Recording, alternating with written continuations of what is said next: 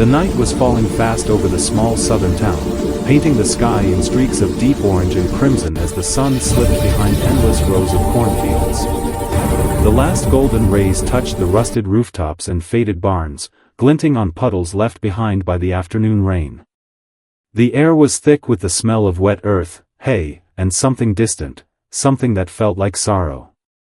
Crickets had just begun their song, and the world seemed calm for a fleeting moment, until a single, trembling voice tore through the stillness.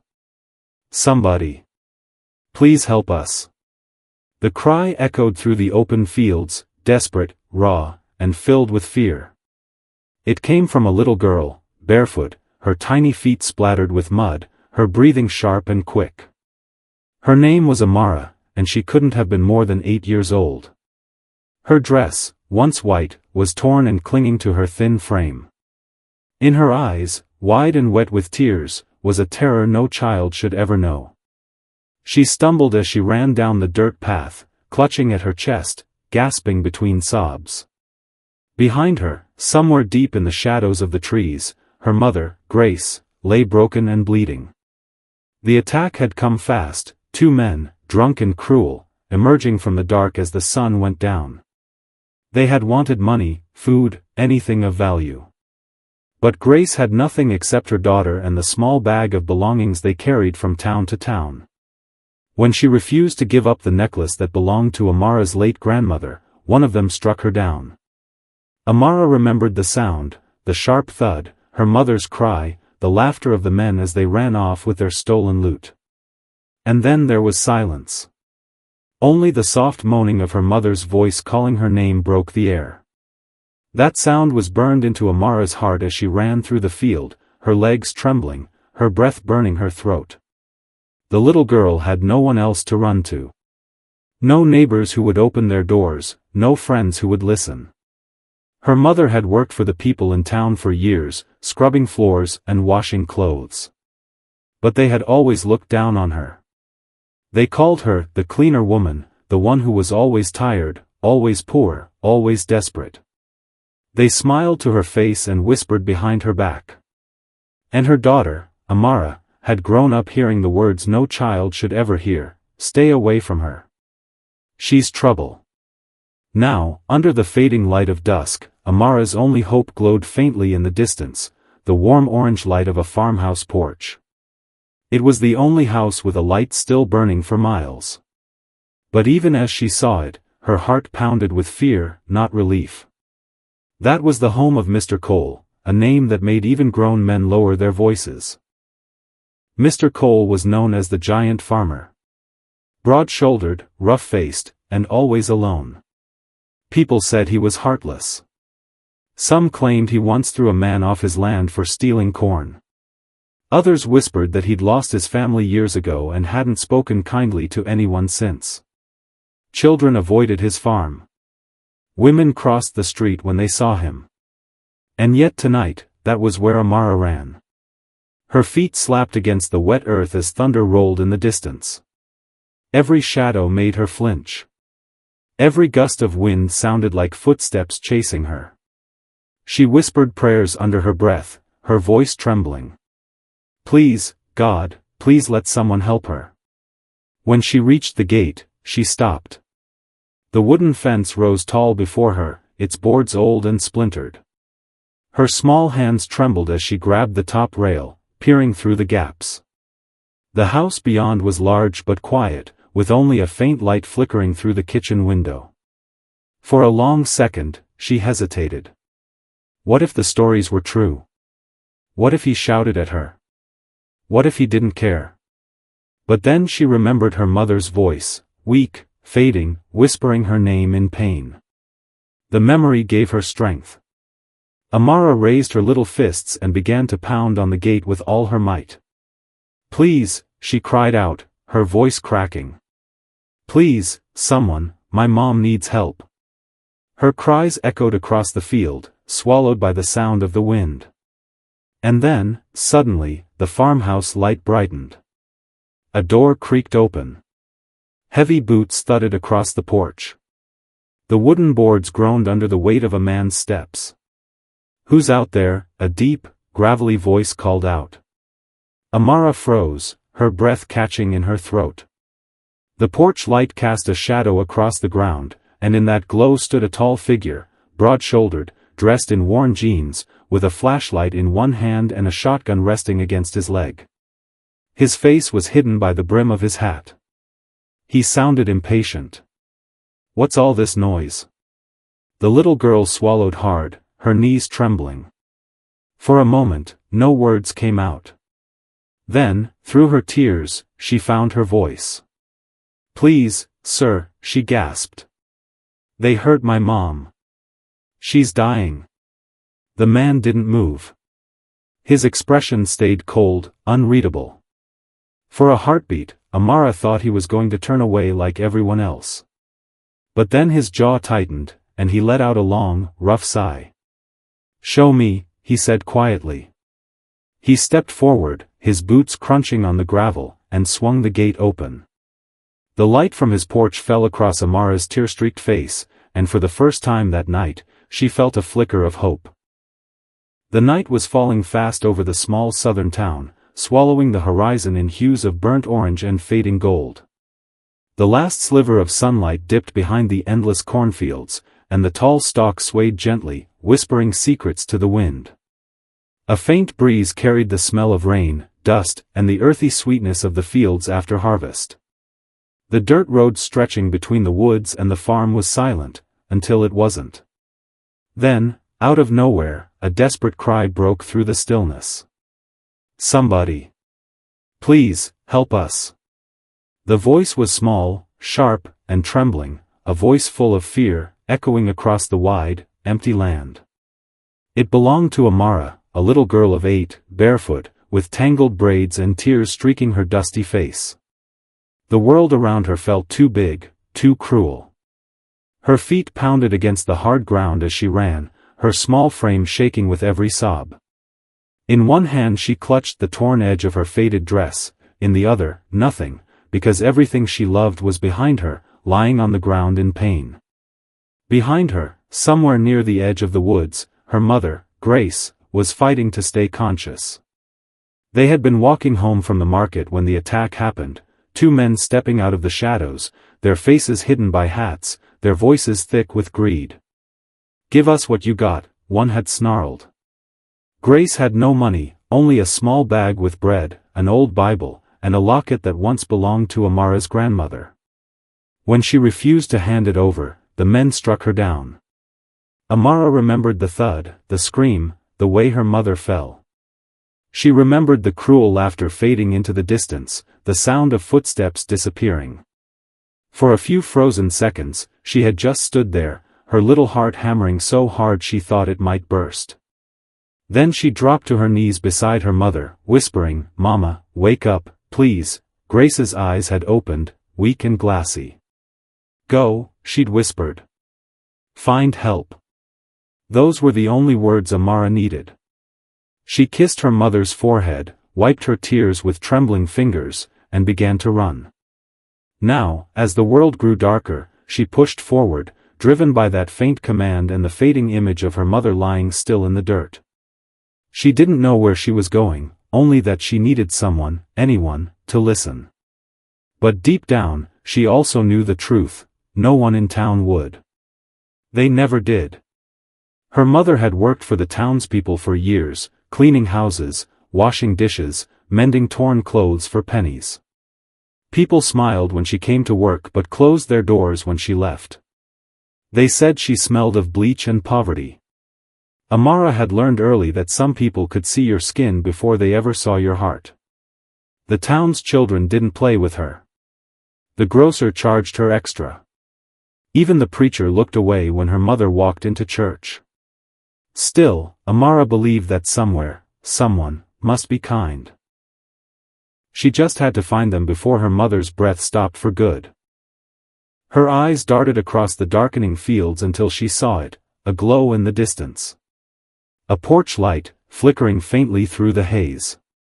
A farmhouse stood alone at the end of a long fence line, surrounded by acres of corn and silence. It was the only light for miles, the only sign of life. Hope surged in her chest, but it was tangled with fear. That was Mr. Cole's farm. Everyone in town knew the name.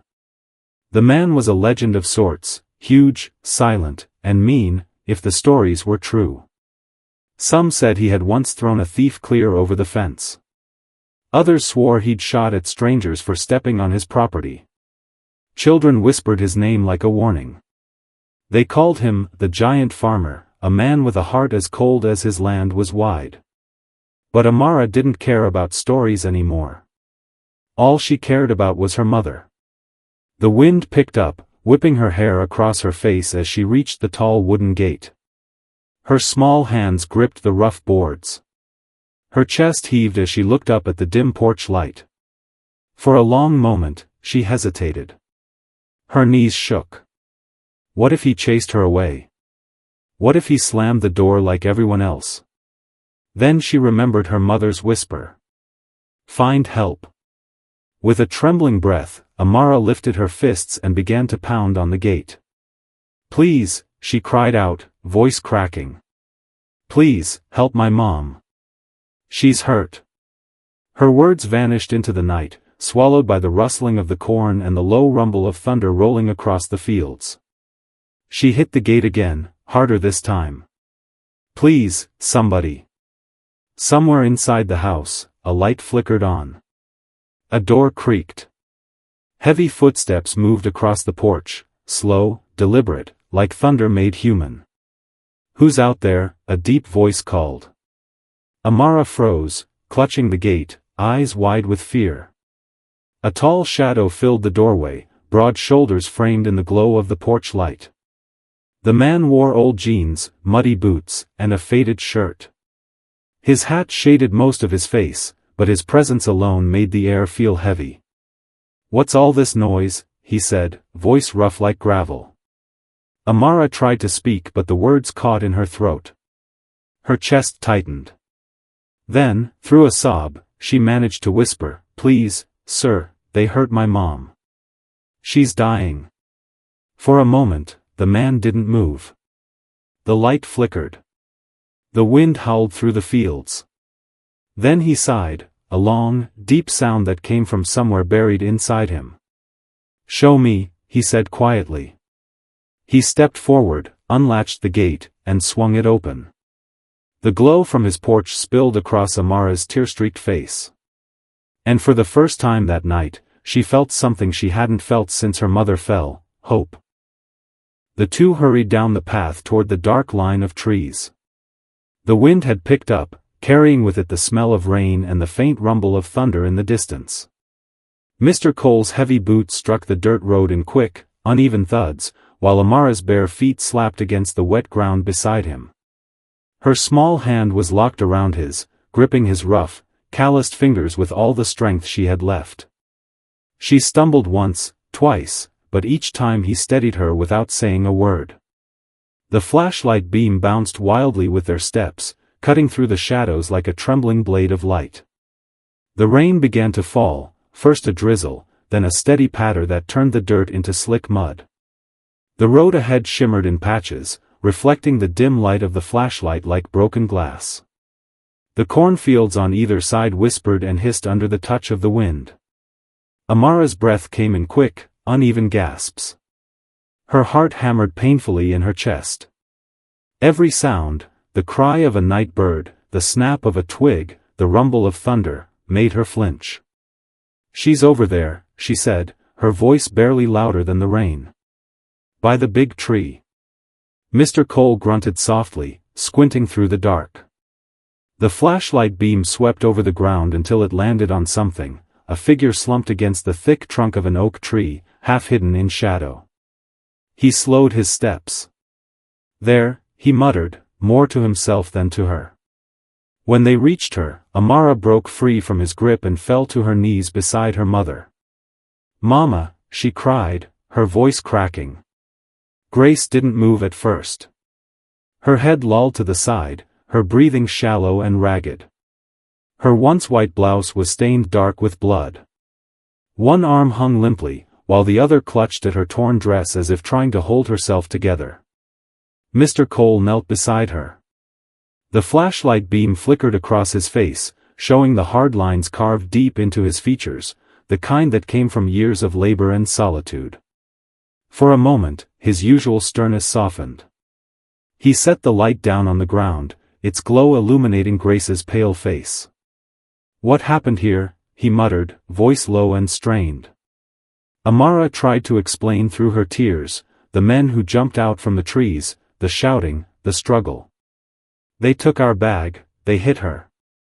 I tried to stop them but," her words broke apart into sobs. As she spoke, Mr. Cole took off his flannel shirt, folded it roughly, and pressed it against the wound on Grace's shoulder. His big hands, the same hands that had spent years gripping plows and swinging axes, trembled slightly as he worked.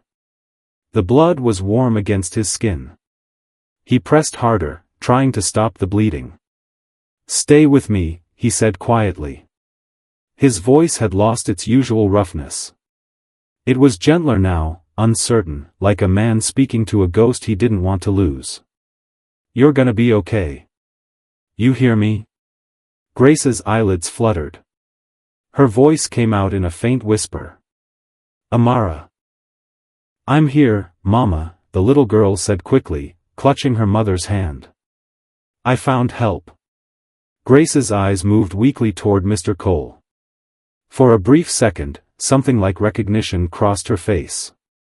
"You, the farmer," she murmured. "Yeah," he said gruffly. "That's me.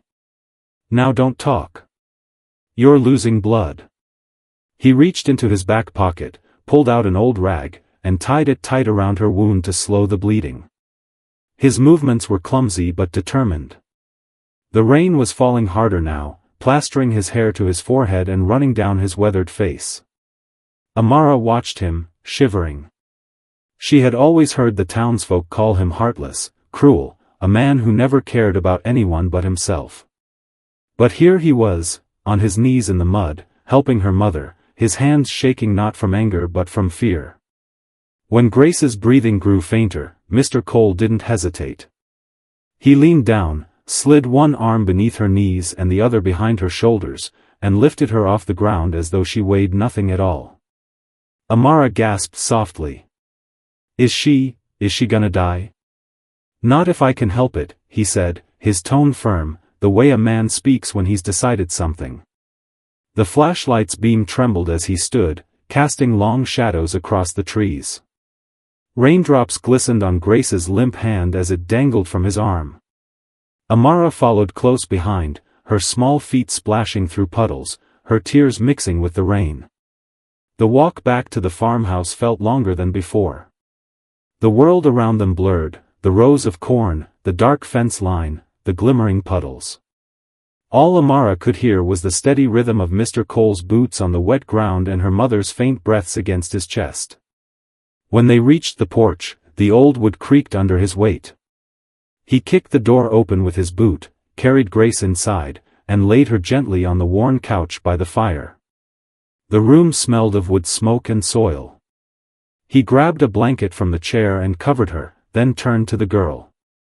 "Get me that water jug from the counter," he said quickly. "And some clean towels." Amara ran to obey, wiping her face with the back of her hand. The farmer's voice was still deep and commanding, but now it carried something else, something Amara had never heard before in any adult voice directed at her. Care. For the first time in her life, someone wasn't turning her away. Inside the farmhouse, the air was thick with the scent of hay, smoke, and damp wood. The wind howled faintly through the cracks in the window panes, and the rain drummed against the roof like a steady heartbeat. Mr. Cole pushed the door shut with his shoulder and carried Grace to the old couch near the fireplace. The flames flickered low, casting warm light across the room and painting long shadows on the walls. He laid her down gently, careful not to jostle her shoulder. For a moment, he just stood there, breathing hard, staring at the pale woman before him.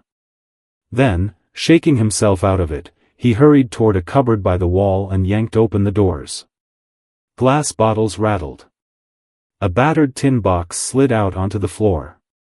He grabbed it, the old first aid kit he hadn't touched in years. His hands weren't steady. He fumbled with the latches, muttering under his breath as if angry at himself for not knowing what to do. Inside were some faded bandages, a small bottle of antiseptic, and a pair of dull scissors. It wasn't much, but it would have to do.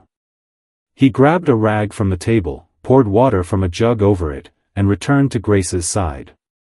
Amara hovered close, clutching the edge of the blanket draped over her mother. Her eyes were red from crying, her small shoulders trembling with every sob she tried to hold in. "Hold the lamp closer," Mr. Cole said quietly. His voice was still deep and rough, but now it carried no threat, just urgency. She nodded quickly, lifting the oil lamp with both hands. The soft yellow glow spilled across her mother's face, revealing the deep cut on her shoulder and the bruises blooming along her arm. Grace flinched when the cold cloth touched her skin, a low moan escaping her lips. Mr. Cole froze for a second. He wasn't used to touching another human being, certainly not like this. He had lived alone for so long, speaking more to his cows than to people. But now, looking at the woman before him, something in his chest stirred. Guilt, maybe. Or pity. He didn't know. He cleaned the wound as gently as his rough hands allowed. "You'll be all right," he murmured, more to himself than to her. After a while, Grace's eyes fluttered open. Her voice came out soft and strained. "Why, are you helping us?" He hesitated. For a long moment, only the sound of the rain filled the silence. Then he said, his voice low and heavy, "Because no one else will." It was a simple answer, but it came from a place deeper than he wanted to admit. He'd spent years watching people in this town turn their backs on anyone who needed help. He'd seen that same look of judgment in their eyes, the same one they gave him. Maybe that's why he built fences not just around his land, but around his heart. Yet tonight, as he looked at this wounded woman and her crying child, something cracked through that wall of bitterness. Amara stared at him, her wide eyes glimmering in the firelight. The man people called a monster was sitting quietly, wrapping her mother's wounds with trembling hands. And for the first time in her life, she saw something she never expected to find in him: kindness. Hours passed slowly. The rain outside grew heavier, pounding against the roof in waves. Thunder rolled across the fields like distant drums. Every few minutes, the lightning would flash through the window, illuminating the worn furniture, the dusty shelves, the old photographs on the mantel, pictures of a woman and a small boy, long gone. Mr. Cole's eyes flicked to them once, his expression tightening before he turned back to his patient. Grace finally began to stir again. Her breathing deepened, her face regained a hint of color. Mr. Cole leaned back in his chair with a tired sigh, his hands stained with dried blood and antiseptic. Amara sat curled beside her mother, holding her hand tightly. When Grace's eyes opened fully, she turned her head slightly toward Mr. Cole. Her voice was weak but clear enough to be heard over the rain. "Thank you," she whispered. The farmer didn't meet her eyes. He simply nodded once and stared into the flames. "You should rest," he said quietly. He reached for the wool blanket on the chair and handed it to Amara. "Cover her up. Keep her warm." Amara took it, her small hands brushing against his rough fingers. "Thank you, sir," she said shyly. Mr. Cole didn't answer. He stood, walked to the fire, and stirred it with a poker. Sparks danced upward, glowing gold before fading into the chimney. The rain outside softened into a steady drizzle. The only sounds left were the crackle of the fire and the faint breathing of the woman on the couch. For a long while, none of them spoke. Amara eventually drifted to sleep beside her mother, her head resting on the old farmer's coat. Mr. Cole sat in his chair, elbows on his knees, staring into the fire. His mind was heavy with memories, of loss, of loneliness, of the people who once filled this empty house with laughter. Now, two strangers, one wounded, one innocent, had brought a flicker of life back into it. And for the first time in years, the old farmer felt something unfamiliar in his chest. Peace. By morning, the rain had finally stopped. The world outside was washed clean, glistening under the soft touch of dawn. Sunlight spilled through the farmhouse windows, turning the air golden and warm. Dust motes floated lazily in the light, and the smell of wet earth drifted in from the fields. The storm was gone, leaving behind silence, the kind that feels like a sigh after a long night of pain. Grace lay on the couch, pale but awake. Her shoulder was tightly bandaged, her breathing still shallow but steadier than before. Her head rested on a folded towel, and the fire, now little more than glowing embers, still offered a faint warmth. Beside her sat Amara, holding her mother's hand with both of hers, her face tired but glowing with relief. It was the first time she'd smiled since the night of the attack. Mr. Cole stood at the doorway, one hand resting on the frame, the other holding a chipped coffee mug. His eyes were fixed on the horizon where the morning mist was lifting from the fields. Rows of corn stretched endlessly, their wet leaves sparkling under the sun. He took a slow sip, the warmth of the drink grounding him in the moment. "I called the sheriff," he said quietly without turning around. "They'll catch those men." Grace's eyes fluttered open fully, her voice soft and weak. You called them?" He nodded. "Told them what happened.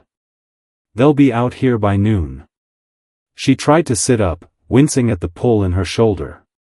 "Thank you," she whispered. "I don't know how to repay you." Mr. Cole finally turned toward her.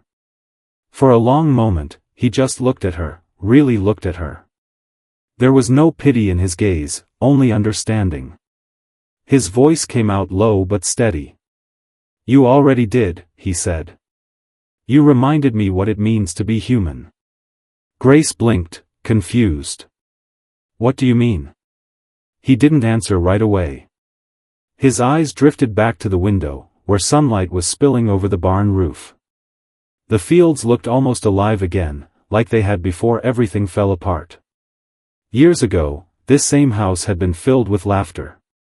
His wife, Sarah, used to hum softly while she cooked breakfast, and his little girl, Emily, would run through the halls chasing the family dog. But one rainy night, a truck had slid off the road just outside town. He'd been too late to reach them. The sound of that storm had stayed with him, the wind, the thunder, the siren that came too late. Since then, he had shut the world out. He stopped talking to neighbors, stopped going to town, stopped caring about anything beyond his fields. People started calling him names: cold, heartless, dangerous. Maybe they weren't wrong. He'd built a wall around his heart so high that even he forgot what it felt like to care. But last night, when that little girl's desperate cry cut through the rain, something inside him cracked. Maybe it was the sound of her voice, so full of fear and hope all at once. Or maybe it was the memory of his own daughter, the one he couldn't save. Whatever it was, it reached the part of him that had been buried under years of silence.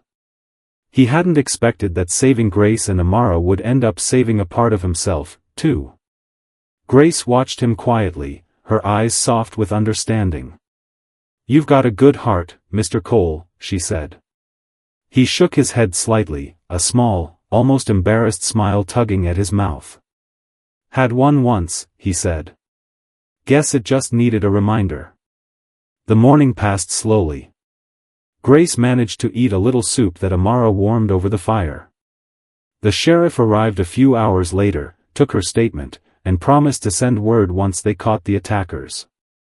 By afternoon, the clouds had cleared completely, and the road leading out of town shimmered under the sun. Grace and Amara stood by the wagon that one of the sheriff's men had brought for them. Grace's arm was still in a sling, but her spirit seemed stronger now.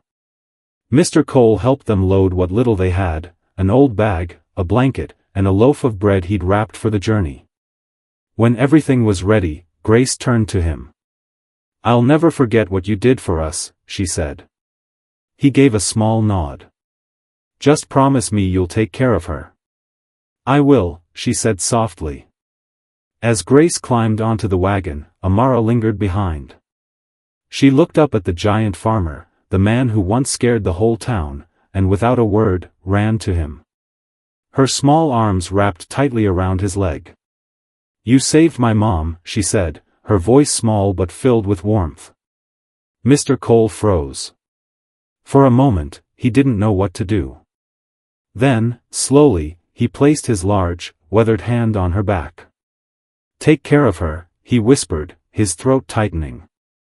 Amara looked up at him with a smile that could melt stone. "I will." As the wagon started to roll away, he stood on the porch, watching until it disappeared down the dusty road. The field swayed gently in the breeze, golden under the sun. He lifted his hand in a slow wave, then turned back toward the farmhouse. Inside, the fire had burned out, but the warmth lingered. For the first time in years, the house didn't feel empty. And though he was alone again, the silence didn't feel heavy anymore. It felt peaceful, like forgiveness. Weeks passed, and the story spread like wildfire through the small southern town. It started as a whisper, first at the general store, then in the churchyard, then among the farmers who worked the fields from dawn till dusk. They spoke of the little black girl who ran barefoot through the storm, and the giant farmer who opened his door when no one else would. People who once crossed the road to avoid Mr. Cole now slowed their wagons when passing his land, tipping their hats or waving in quiet respect. For years, they had judged him by his silence and the loneliness that hung around his farmhouse. But now they saw him differently. He was no longer the monster who lived alone in the fields, he was the man who had saved a woman and her child when the rest of the town turned away. And that kind of story had a way of changing hearts. Grace recovered slowly. Her wound healed, leaving only a faint scar along her shoulder. Each week, she grew stronger, her face regaining its warmth and color. And true to her word, every Sunday afternoon, she and Amara made their way to the farmhouse with a basket of cornbread and sweet tea. Mr. Cole would always act surprised when they arrived, even though he'd been expecting them. "Didn't have to bring all that," he'd grumble in his usual deep voice. But Amara would just grin, holding the basket out proudly, and he would take it with a quiet smile he tried to hide. The three of them would sit on the porch as the sun stretched long across the fields. Grace would pour tea into old tin cups, and Amara would chatter endlessly about school, about her dreams, about everything and nothing.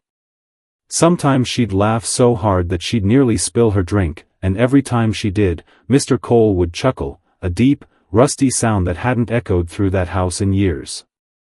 What had begun as a night of fear and blood had slowly become something beautiful, an unexpected friendship that healed more than just wounds. Grace found safety where she least expected it. Amara found someone who felt like the grandfather she never had. And Mr. Cole, he found life again. Sometimes, when Amara played in the tall fields, chasing butterflies between the rows of golden corn, Mr. Cole would stop his work just to listen. Her laughter carried across the wind like music, light and pure, wrapping around his heart in a way words never could. He often said that sound was the first real piece of peace he'd heard in years. As days turned into months, the farmhouse no longer stood as a symbol of loneliness. It became a place of warmth, a home that welcomed others instead of keeping them away. And every evening, as the sun dipped low beyond the horizon, painting the sky red and gold, Mr. Cole would stand on his porch, hat in hand, and whisper the same quiet promise to himself. If ever another cry for help came through the fields, he would never again hesitate to answer. Because now he understood, sometimes, saving someone else is the only way to truly save yourself.